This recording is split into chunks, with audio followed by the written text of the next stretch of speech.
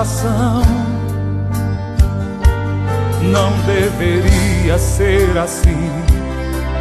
Foi um erro confiar nas promessas de alguém que só fez você sofrer. Marcas de um tempo, o que restou. Já não confia mais na força do amor. Mas eu queria te falar de alguém que te amou, sua vida entregou pra te salvar.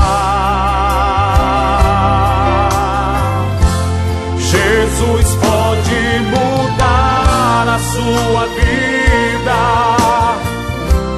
Não precisa viver na ilusão. Se levante e receba a paz de Deus no seu coração. A esperança voltou a ressurgir. Novas flores nasceram no jardim. Sua vida Jesus vai restaurar e sua história vai mudar.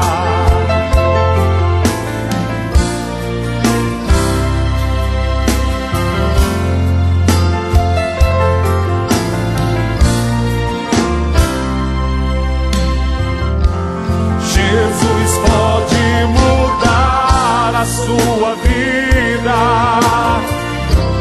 Não precisa viver na ilusão. Se levante e receba a paz de Deus no seu coração. A esperança voltou a ressurgir. Novas flores nasceram no jardim. Sua vida Jesus vai restaurar e sua história vai mudar.